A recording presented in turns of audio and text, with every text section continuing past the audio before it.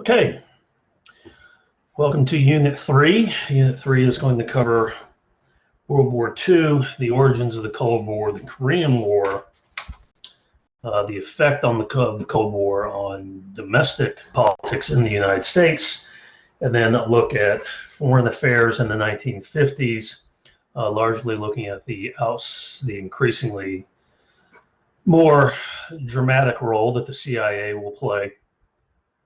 And then we'll look at the 1950s domestically, which will include the civil rights movement, and then probably get started on Vietnam. Okay, if not, we'll push Vietnam back into Unit 4.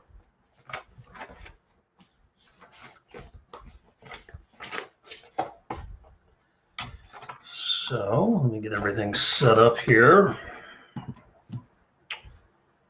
Okay, I share content. All right.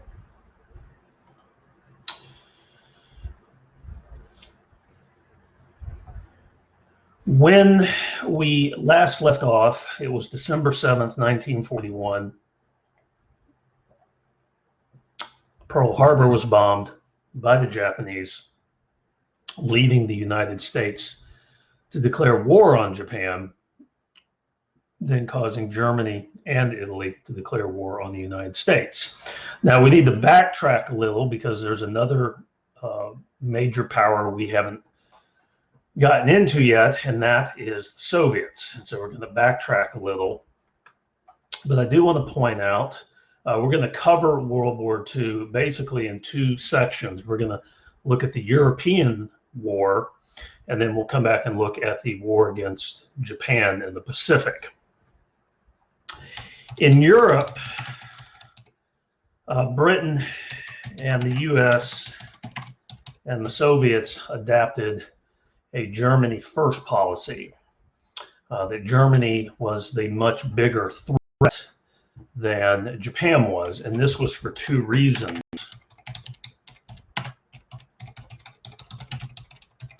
One was Germany's industrial capacity was much greater than Japan's.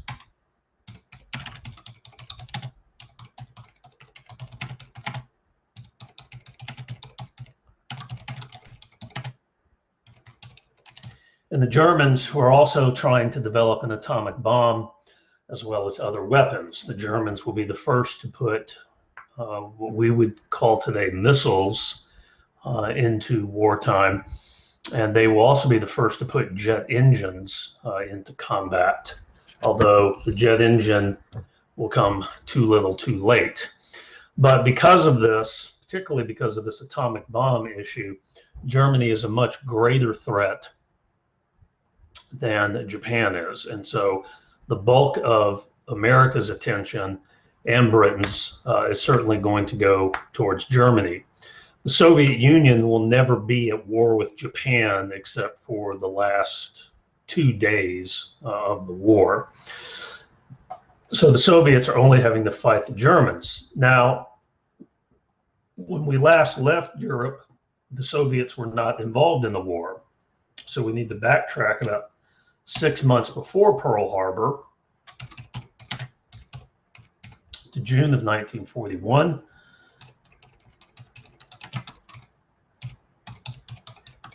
Operation Labertraum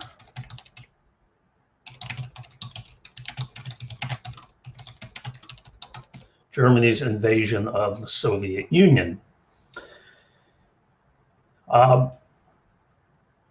Hitler's vision of Lebensraum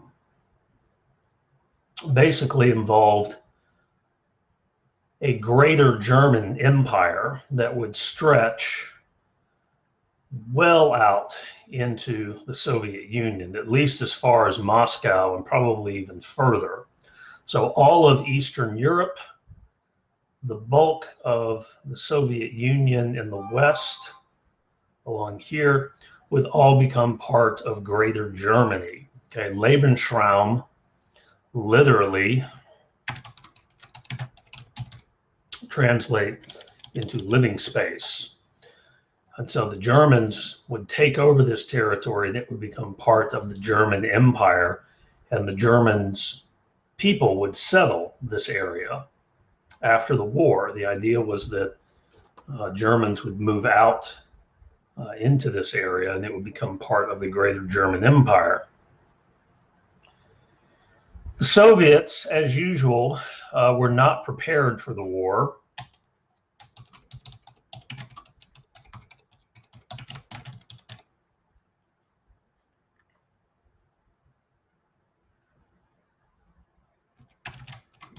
Both in terms of equipment and leadership, were both lacking.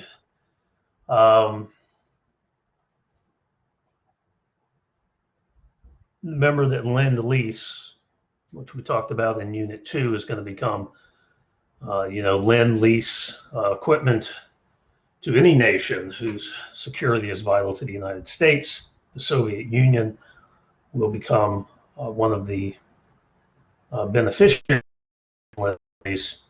The leadership part, Stalin, we haven't talked a lot about Joseph Stalin, the Soviet leader, but he was quite paranoid.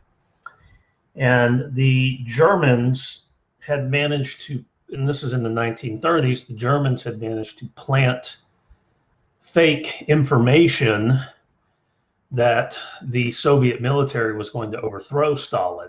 And so this had led Stalin to purge the Soviet military of about 35,000 officers. And so leadership in the early days of World War II for the Soviets was very, very much lacking. 3 million German soldiers crossed the frontier. One wave heading for Leningrad, a second wave heading for Moscow, and then a third wave heading for the oil in this area. Okay. So the oil, Moscow, and Leningrad, 3 million German troops. And Hitler made tremendous mistakes in his battles with the Soviets. His chief mistake is that there were many people living in this area who did not like Stalin. And these people would have gladly helped the Germans to overthrow Stalin. However, German racial ideas held that these people were racially inferior and must be exterminated. And so as the Germans moved into Eastern Europe, and particularly as they moved into the Soviet Union, extermination squads went with them. And that led to, again, a lot of people who would have helped the Germans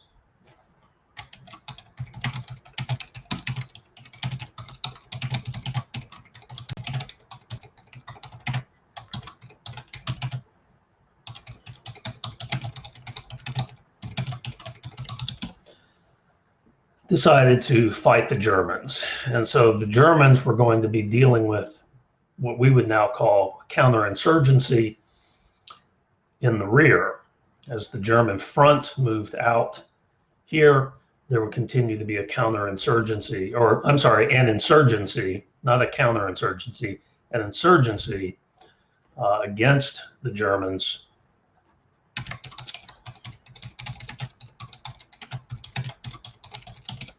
That would eat up resources and manpower that the Germans could have used.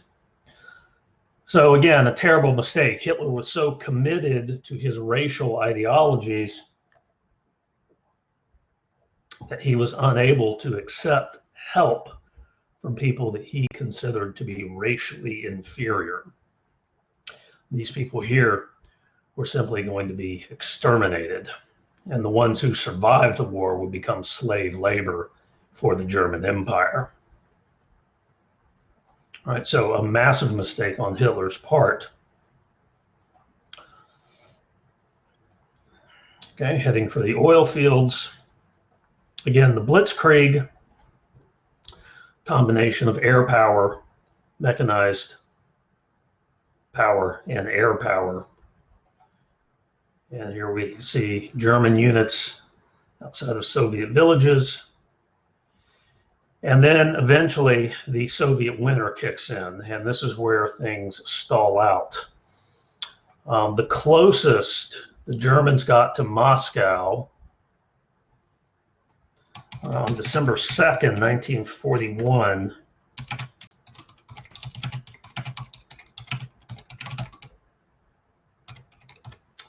The Germans were 12 miles from Moscow.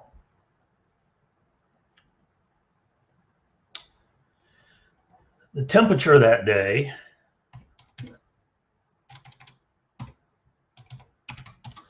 was minus 32 degrees Fahrenheit.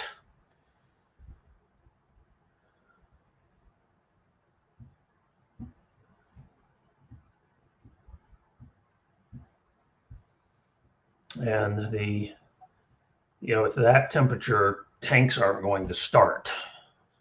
Okay. Forget about getting planes to fly or getting mechanized artillery to move.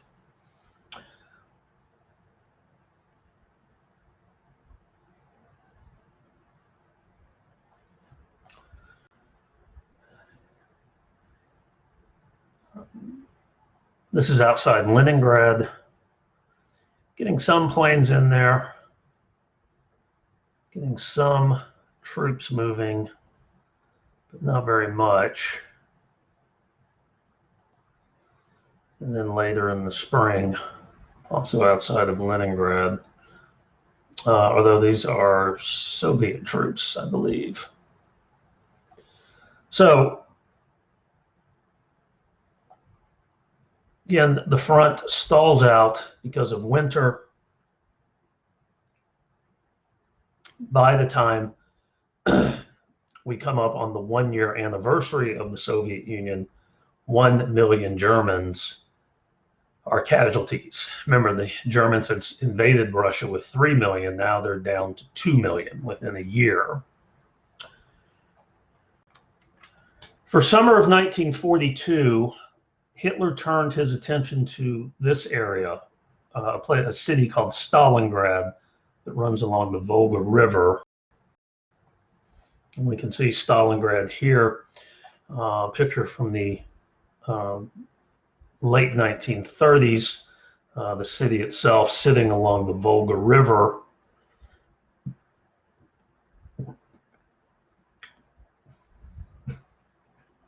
The Germans showed up, as you can see here in blue, pushing Russian troops back into the city proper. Much of the city destroyed by artillery shelling and aerial bombardment. And this becomes not only street to street, building to building, floor to floor, where you enter and apart one of these buildings and have to fight your way from one floor to the next, or fight your way down towards the basement to root out invaders. These are German artillery troops. These are Soviet troops.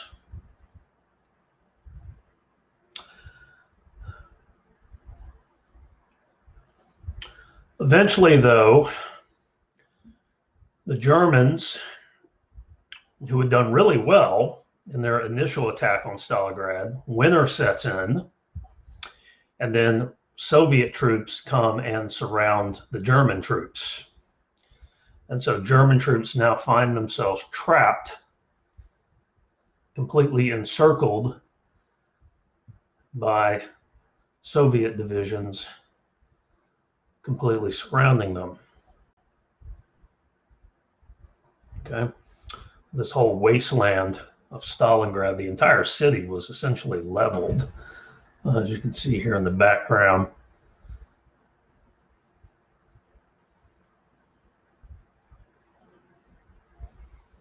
These are German troops moving through. Again, winter has come. And again, the German troops here in blue are completely surrounded.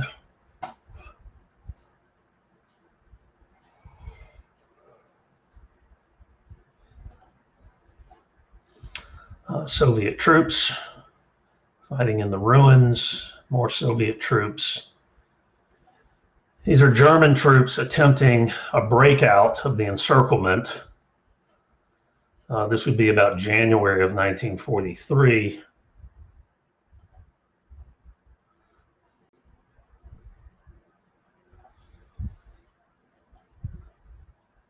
Here are German troops. Again, during the last encirclement, the attempt to break out. And here are German troops after surrendering.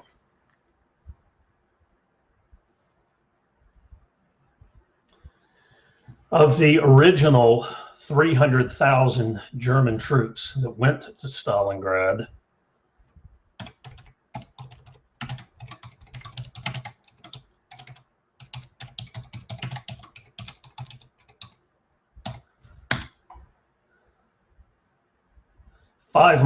six months later, when they surrendered,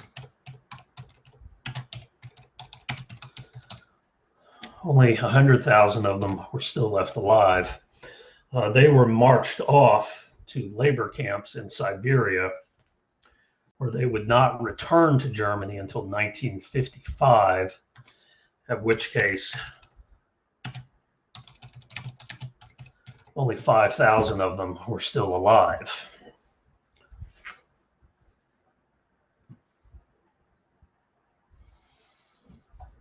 So again, the winter, the failure to get out before they could become encircled.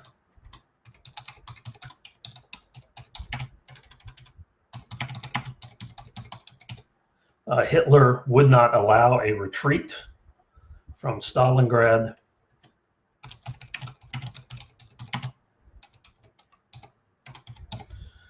All of these things contributing to the failure of the German army to take Stalingrad in 1942-43.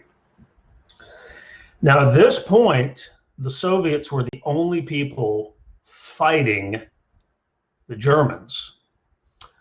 Britain and the United States had still not really gotten into the war other than some very peripheral actions. And Stalin was getting quite pissed about this. And Stalin wanted the Americans and British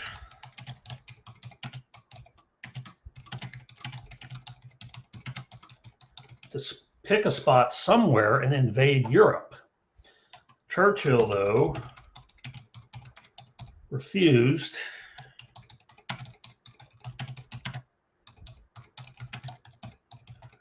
Churchill feared that trench warfare would return, what we saw back in World War I.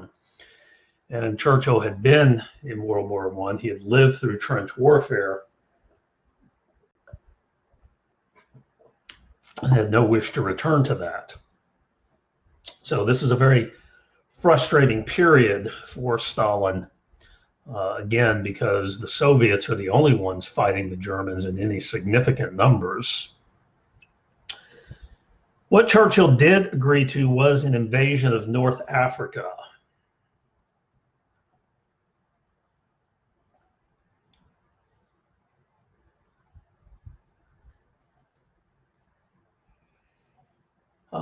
Up here, this is what we're talking about. This is where the North African campaign is going to play out. The problem here, the danger, is the Suez Canal right here.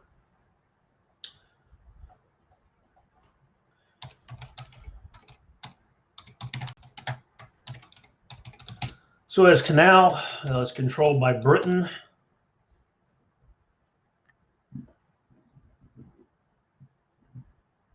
And a lot of oil comes through the Suez Canal. Almost all of Great Britain's oil comes through the Suez Canal. You come through Suez, across the Palestinian, and up to Britain. Otherwise, you have to go all the way down below Africa and come up. So the Suez is vitally important to the British.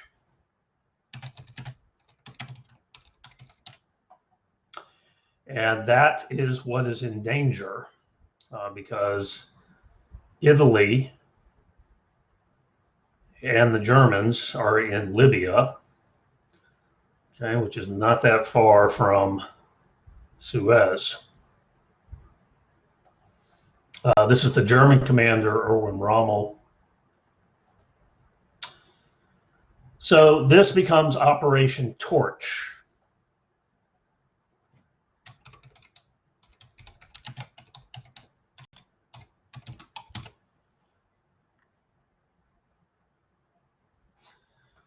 British and American forces land here in Algeria and Morocco. And then what's going to happen at the same time, so these guys are landing here, they're going to go east towards Suez, right? And at the same time, British forces in Egypt will start moving westward. And so the idea here is basically a pincer movement. British and Americans will be coming from east to west, and British forces will be going from west to east and try to capture the Germans in between them.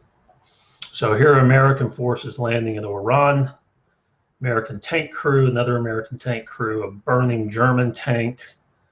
This is a British tank in the back. North Africa, huge tank battles. It really becomes most famous for its tank engagements. American troops in North Africa.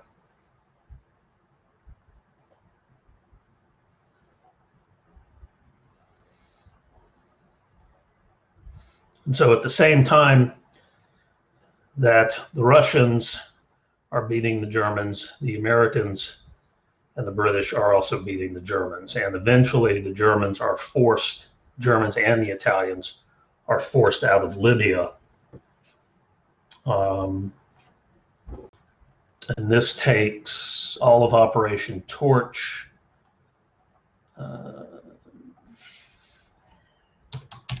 November of 1942 to May of 1943 was Operation Torch.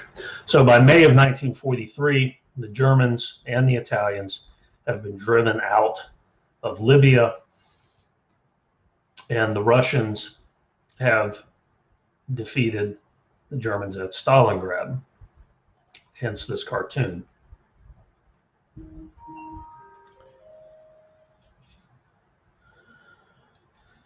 And why the Germans were defeated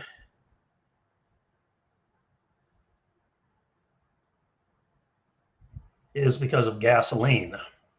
The Germans were unable to get enough gasoline to keep their tanks running, and so eventually the Germans were forced to leave North Africa.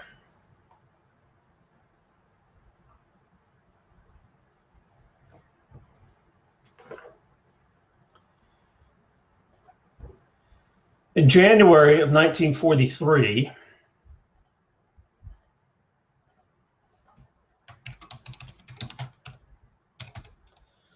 FDR and Churchill met at Casablanca. Stalin refused to go. He felt that was too far away from the Soviet Union to go all the way to North Africa.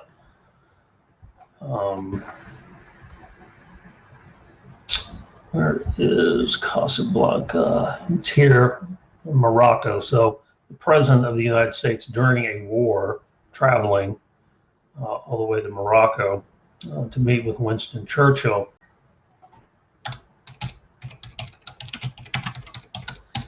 They began planning for the invasion of Italy.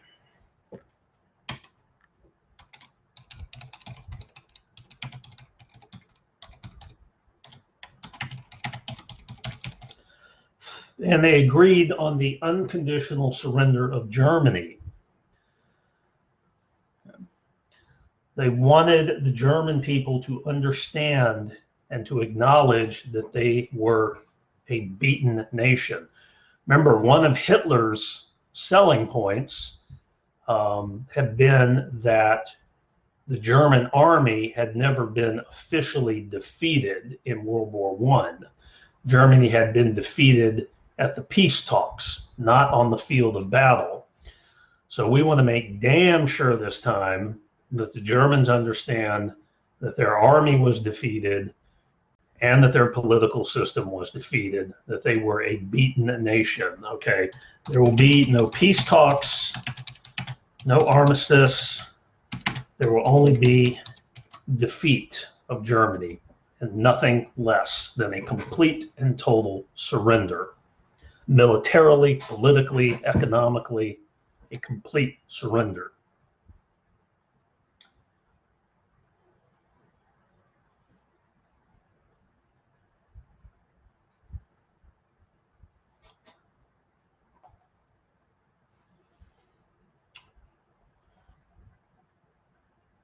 The next stop for 1943 is going to be Sicily, which is very quickly overrun, and then Italy itself. The idea here is that we could punch up through Italy into the German Empire, and that if we can do that, we might not have to invade France proper. At the same time that we are punching into Italy, the Americans and the British, the Soviets are also going to be pushing back into the Ukraine and out of the Stalingrad, Caucasus area and back into here. Okay. Again, the hope is that we can run up the Italian boot and punch our way into the German Empire from below. That hope is going to die pretty quickly.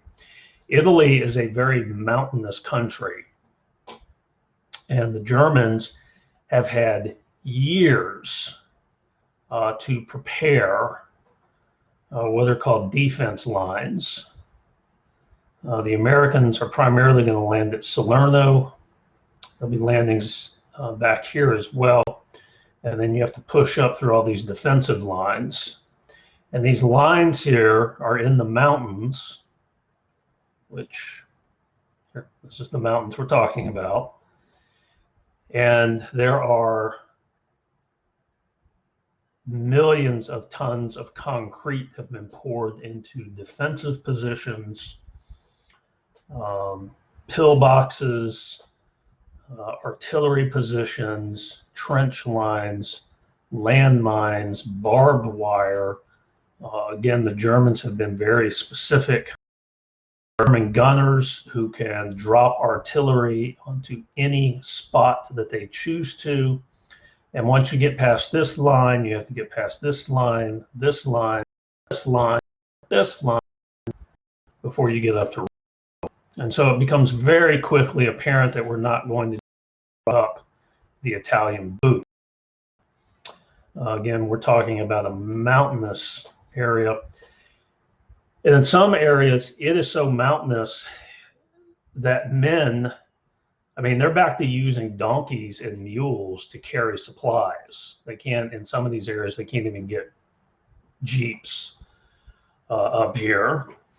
And so up you go into the mountains. Basically, you went on a week's rotation. You went up into the mountains carrying as much as you could carry. You were up there for a week. No hot meals, no showers, no restrooms other than what you could make on your own. And then if you were still alive at the end of the week, you came back down the mountain, burned your clothing because it was probably had lice in it. Plus you probably pissed and shit in it as well. Got deloused, got hot meals, and a soft place to sleep for a week. And then the following week, he went back up into the mountains. And that was what it was like. for weeks and weeks on end. So it quickly becomes apparent that we're not going to just zip up the boot of Italy and attack the German Empire.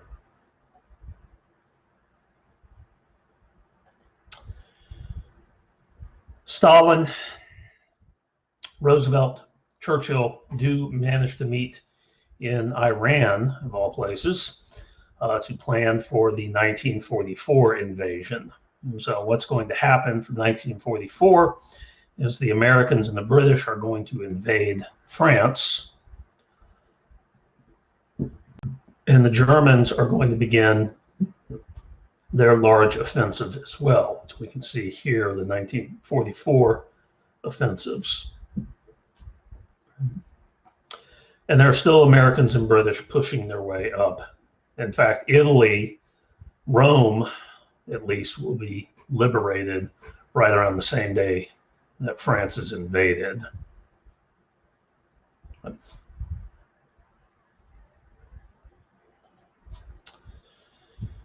The invasion of France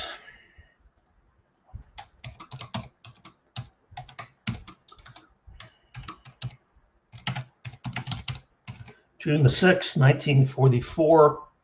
So you're going to have American and Commonwealth, that is to say British, Canadians, other people from the British Empire. It's not all just the British, it's also people from their empire coming across the English Channel and landing here. Okay. Now the Germans, again, have had a long time to build up the defenses on the French coast, machine gun emplacement nets, mines. And these mines, when the tide comes in, the mines are buried. So you have to come in at low tide unless you want to run your boat onto one of these mines. So the Germans have at least been able to kind of pick what time of day the invasion will have to take place.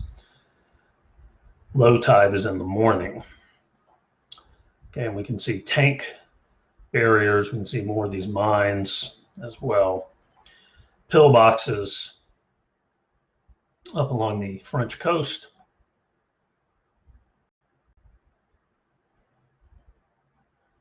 Okay, and then these cliffs you have to get up off of as well. And here are the beaches that we're talking about. Late in May of 1944, air forces began bombing the French railway. This was to knock out German tank movements.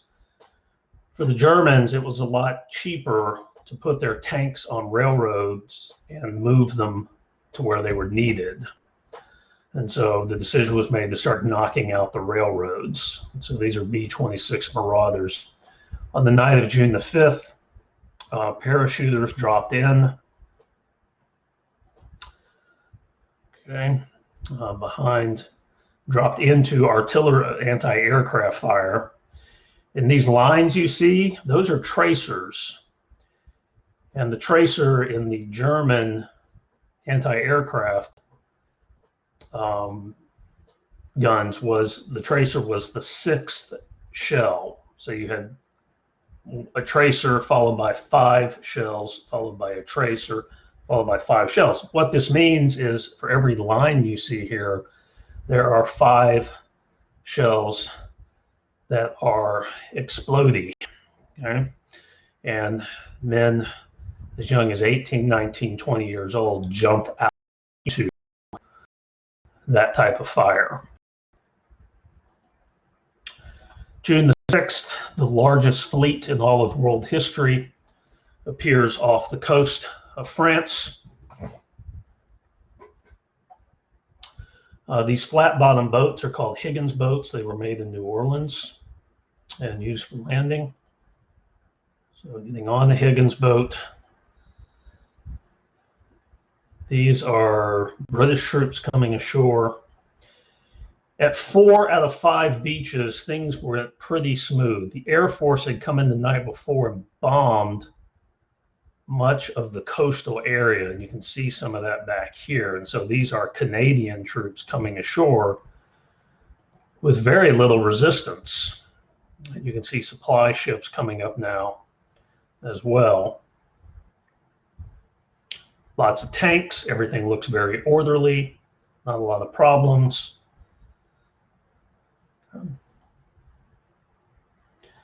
Where things went to hell was on Omaha Beach because the Air Force missed all of its targets. And so the Germans were still awake, still there, and very much aware that something was happening.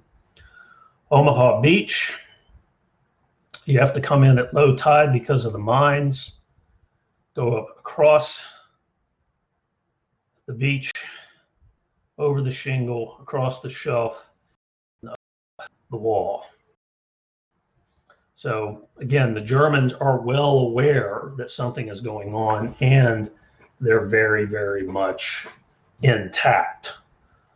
So here we see a Higgins boat on fire coming across. And you can see smoke along Omaha Beach. Okay. This is the shingle. There's one tank that's gotten up there, but it's blown a tread. Again, a lot of smoke. Sort of a disorderly push up towards the shingle. And here's the shingle where some men have gotten to.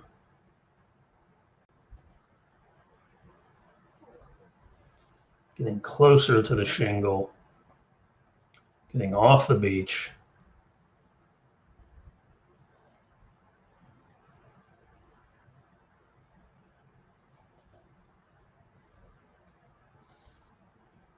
Along the shingle, then under the escarpment. Now, these men are not prisoners. They simply have lost a lot of their equipment getting off of the beach.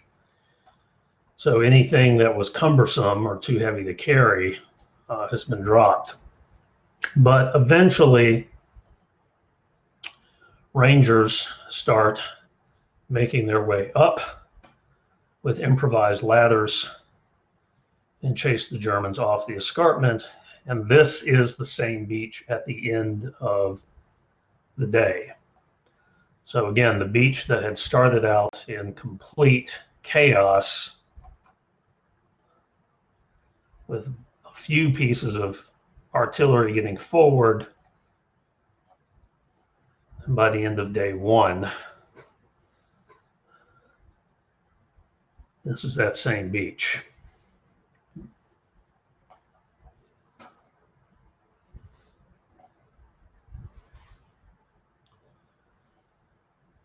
At the same time, the Germans are being pushed back out of Eastern Europe. The Soviets are pouring across. The Americans finally coming up into southern France and also spreading out into northern France as well. These are American troops in northern France.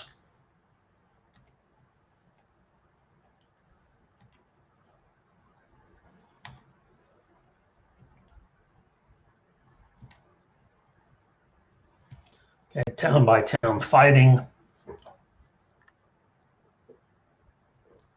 A lot of French towns are destroyed. The U.S. Army was still segregated in 1944. This shell says from Harlem to Hitler. Here are American troops celebrating some French village somewhere. And here are German prisoners. Now, everything does not go totally smoothly. There are some setbacks, particularly when the Americans prematurely jump into the Netherlands, what's called Operation Market Garden. Does not go well. And eventually the front stalls out. And it's when it stalls out that Hitler makes his last great offensive. Remember back in World War I, where the Germans had made the spring offensive, their last great attempt to try to push their enemies back? Same thing here. December of 1944, the Germans launch the Battle of the Bulge.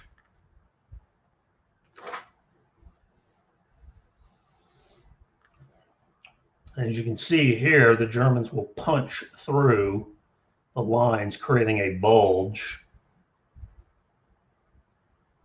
along here. Okay, basically punching through into Belgium.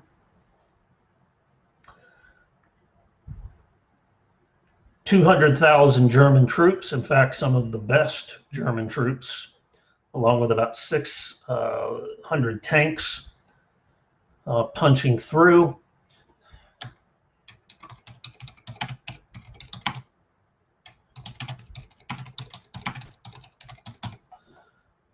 American air power is grounded due to the weather. It was one of the coldest winters of the 20th century in Europe.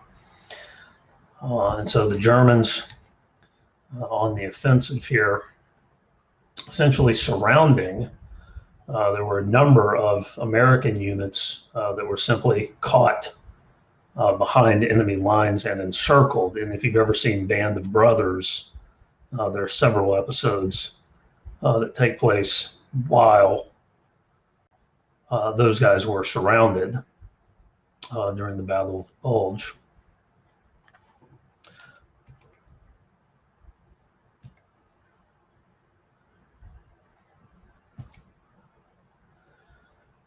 Once air power was able to resume, the Americans were able to close the bulge and go back.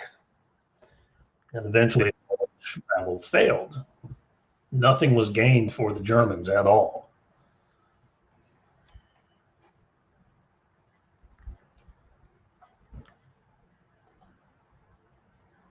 I need a bigger map. In January of 1945, the Russians crossed into Germany proper.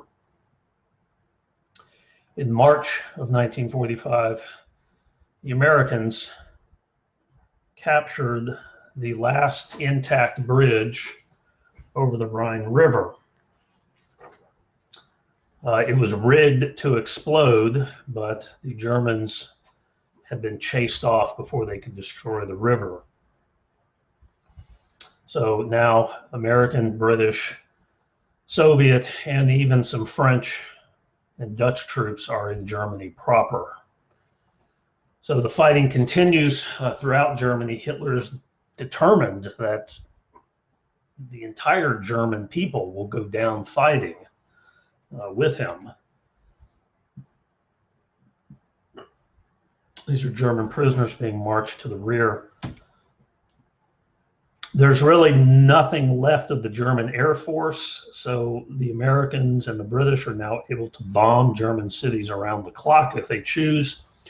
This includes using a lot of experimental stuff like napalm, which destroyed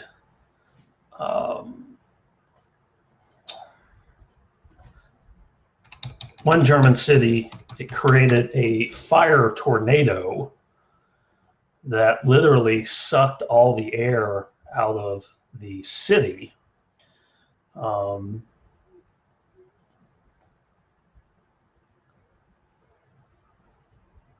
city of Dresden. The fire was so big that it literally sucked all the oxygen out of the city center and suffocated people. People there died not from war injuries, they just asphyxiated. Kurt Vonnegut was a prisoner at this time. He was tasked with helping to dispose of the bodies. Of course, the firebombing of Dresden later becomes a central part of Slaughterhouse 5.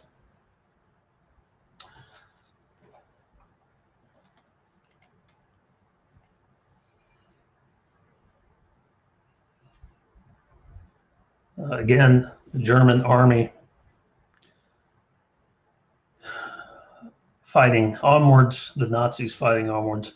Hitler was giving all these orders to basically destroy Germany. Hitler felt that the German people had let him down, and thus he was going to destroy Germany. So Hitler was giving orders for all of the water treatment plants to be destroyed, for all the electrical stations to be destroyed.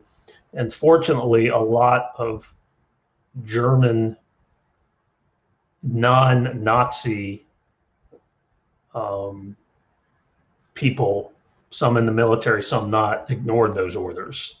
Now, the Nazis, the people who were truly a part of the Nazi Party, those people fought till the damn end because they knew what was in store for them if they lost the war. But a lot of the German people simply said, yeah, enough's enough. We're not going to blow up the water treatment plants and destroy this entire country. Here are Soviet troops in Berlin, American troops. These are American and Soviet troops meeting up south of Berlin. Unfortunately, Stalin considered all of the Soviet troops to be infected by Americanism, so all of these guys wound up in gulags after the war. But you can see much of the damage done in the Battle for Germany.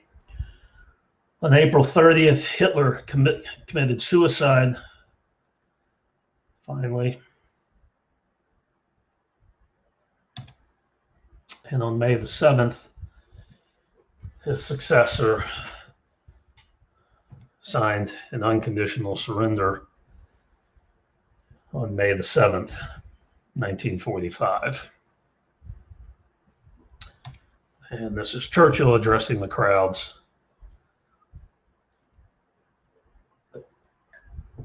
after the announcement of victory over Germany.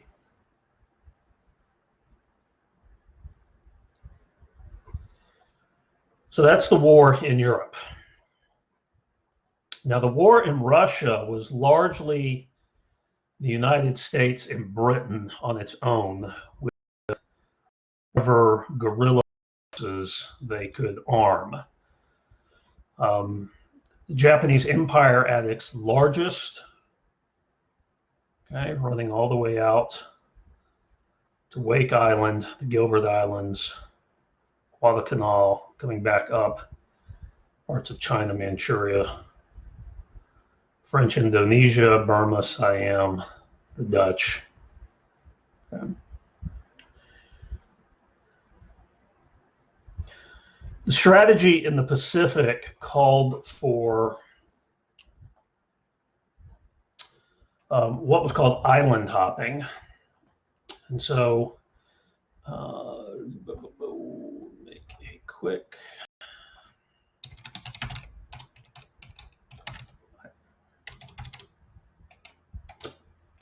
hopping. Okay. So the Pacific Command was cut. There were two commands. There was the Central Pacific, which is this arrow here on top. The Gilberts, Tarawa, the Marshalls, Mariana, Iwo Jima, and then Okinawa. And then what was called the Southern Command, hitting Guadalcanal, New Guinea, coming up into the Philippines. Central Command was commanded by the Navy, Southern Command by the Army. And so you can see here they're hopping from island to island, driving the Japanese back. Now, the question is turning points. Okay. There are a lot of turning points in the Pacific War. Some people would argue that the battle at Leyte Gulf, that the battle at Iwo Jima. I'm going to push my favorite turning point back to 1942, the Battle of Midway, all the way out here. The Japanese attempted to grab Midway in June of 1942.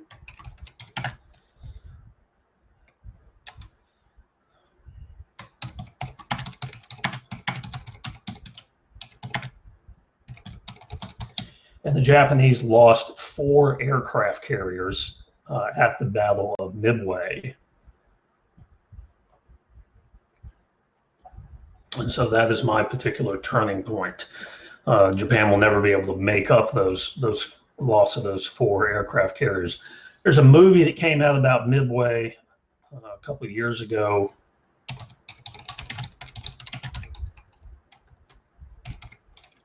It was actually called Midway. Okay, I don't know why I had to Google that, but I did. Which does a pretty good historically accurate representation of the Battle of Pearl Harbor and of the Battle of Midway. After that, then we see the island hopping setting in. Okay. By the time we get to Okinawa, that puts us within air range, so we start bombing the ever-living shit out of Japan, including napalming a couple of cities. We're also giving weapons to any group of anti-Japanese people we can find. So we're giving weapons to the Chinese who are fighting the Japanese. We're giving weapons to Ho Chi Minh in Vietnam, who is fighting the Japanese occupation. Again, just about anybody else who wants to fight the Japanese, the U.S. is trying to get weapons to them.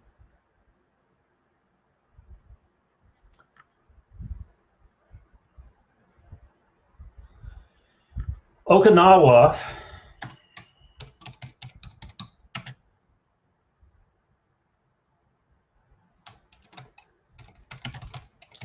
was conquered in April of 1945. And again, at that point, regular bombing of Japan began.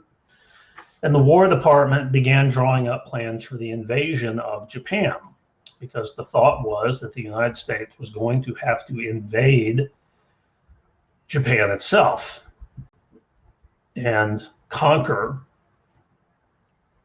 the city, the island.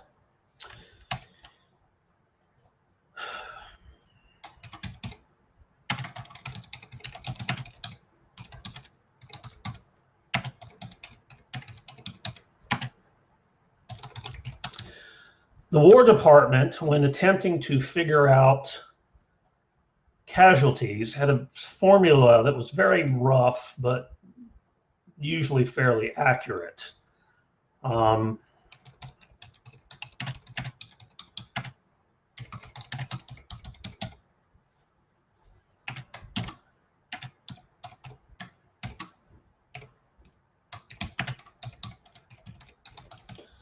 The War Department formula was that you take the population being invaded, you multiply that by 20%, and that's what you can expect in terms of U.S. casualties.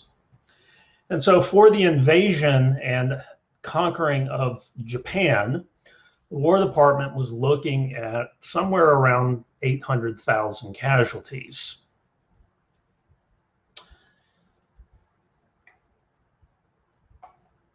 Now, some of that's KIA, some of that's just wounded, but it's still a significant number.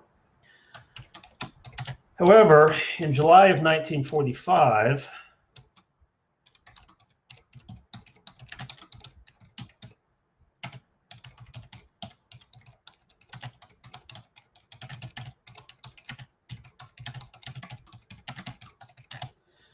the Manhattan Project successfully detonated an atomic bomb in New Mexico. The Manhattan Project had been started in 1942 to build an atomic bomb, 1939, to build an atomic bomb, and it spent about $2 billion by the time it was finally successful.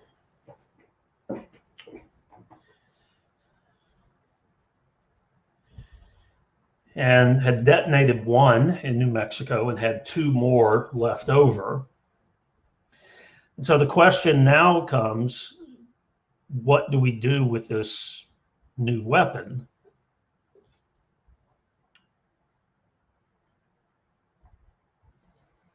Now, the president at the time, Roosevelt, had died in office.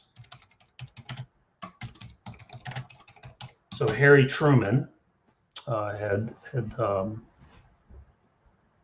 moved up to the presidency. And this is Truman's call about whether to use an untested, a tested but without being tested on civilians, population busting weapon, or to have a regular invasion with the possibility of hundreds of thousands of casualties.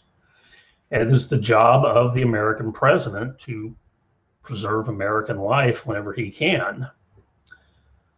So Truman gave the Japanese an ultimatum.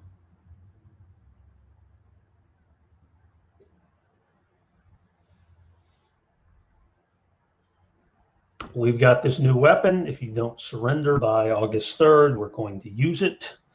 The Japanese do not surrender. And so on August 6th, an atomic bomb is dropped on the city of Hiroshima, a city with no strategic military value.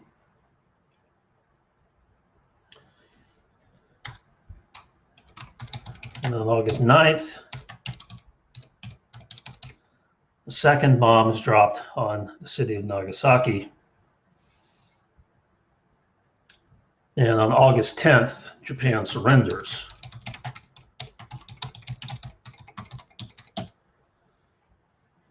The United States doesn't have any more bombs, but of course Japan, no way of knowing that. Had Japan not surrendered, we probably would have been faced with having to invade Japan the way we've been planning to all along. But Japan surrenders, and World War II is over.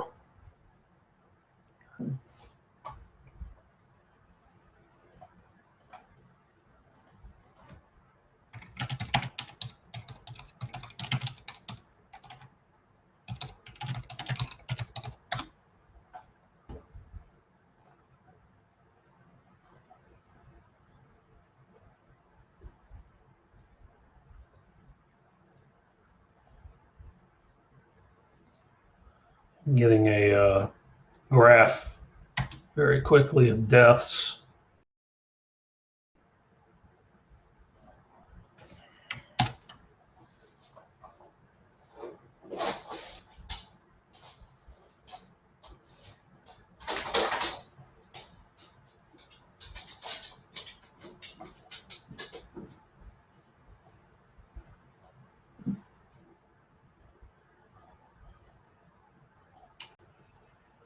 So the Soviets suffering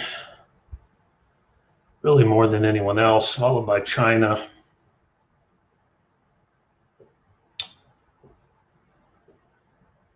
United States coming in way down here.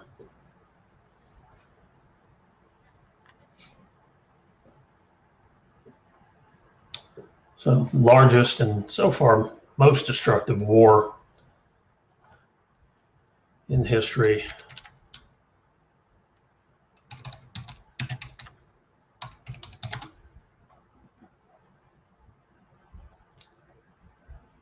Maybe 75 million people. 20 million by military, 40 million civilians.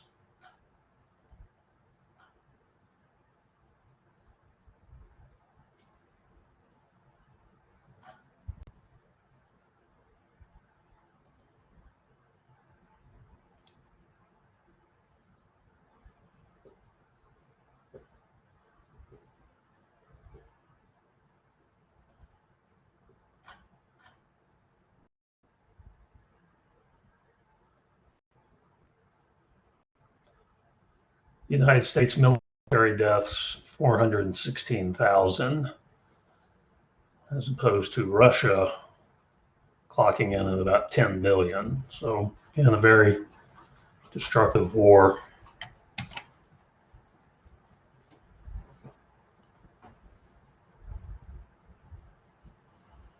Much of this allied civilians being China and the Soviet Union.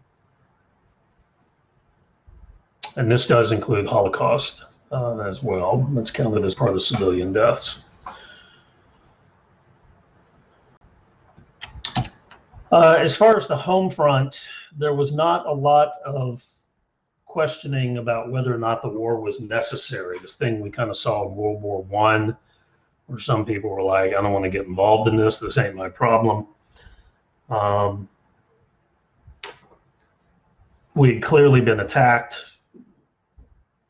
And once, although it's late in the war, the concentration camps became public knowledge. That certainly further reinforced our desire to defeat the Germans.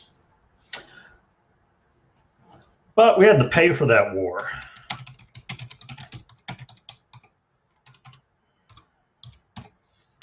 So how are we going to do that? Well, one way, like in World War I, was to sell war bonds. And another way was to raise taxes. Now, taxes were raised in two ways. Well, let me just go ahead and put the third one here: printing money. Taxes were raised in two ways. One, the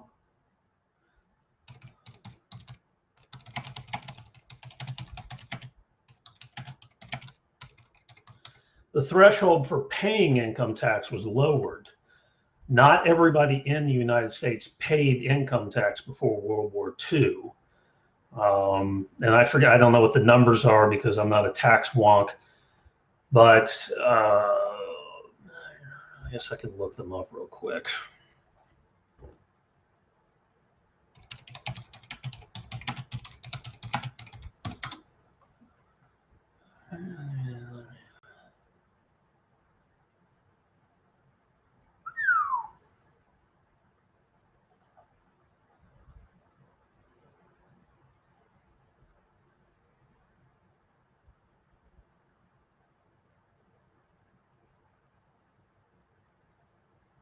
So before World War II, in 1940, only 7% of the U.S. population made enough money to pay income tax. By 1944, that number was at 64%. Of the U.S. population. So the threshold at which income tax kicked in was lowered. Okay, if it didn't kick in until you made $15,000, well, it was lowered to where it kicked in at, say, $5,000. Okay. And then on top earners,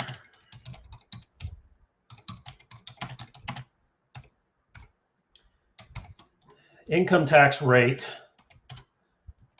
that is on what we would now call the 1%, if I can spell earners correctly, was raised to 94%.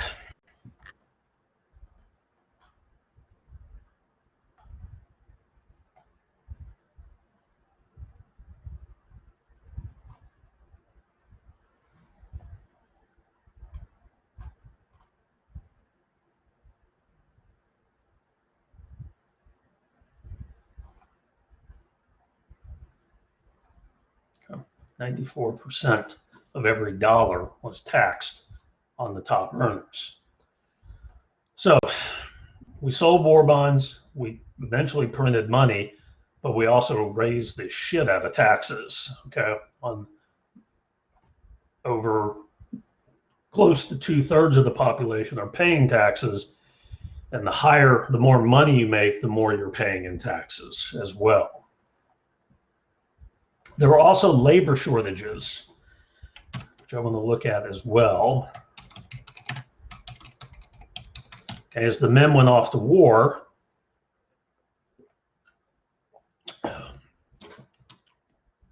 labor shortages had to be dealt with. So, well, the most famous, of course, is women. All right, Rosie the Riveter, women working in defense industry, women building tanks, women building airplanes, women building battleships, all that kinds of stuff. Okay, that's a story we're all familiar with. What we're not all quite familiar with is that farming also had a labor shortage, and a severe labor shortage. And so the United States set up what was called the Bracero Program. And the Bracero Program allowed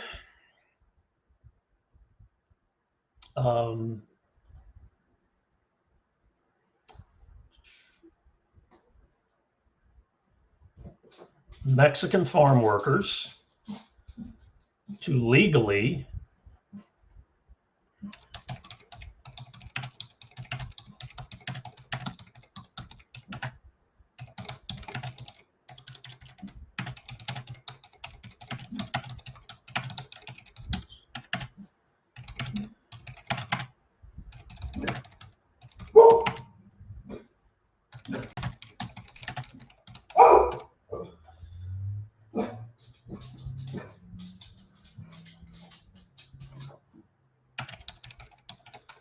Mexican farm labor was allowed. Border crossing stations were set up along the U.S.-Mexican border, and Mexican farm labor workers would register.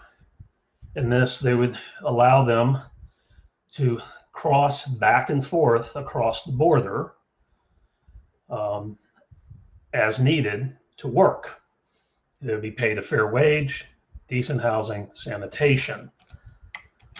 Some of the programs, the workers, crossed over for months on end. If they were going up into California, some of them it was daily. They cross over and then they go back at night and then they come back in the morning. If they're working just across the border, as long as they were crossing at the legal border crossing, and as long as they didn't break any laws in the United States, they were more than welcome to participate in this program and register. So that's another way that we dealt with the shortage in farming. And then another thing, jobs that simply disappeared. And I mention these jobs that disappeared because a lot of them have actually come back because of COVID. For instance, grocery delivery. You used to be able to call up the grocery store, place an order, and they would bring it to your house. Okay, well, that job disappeared during World War II.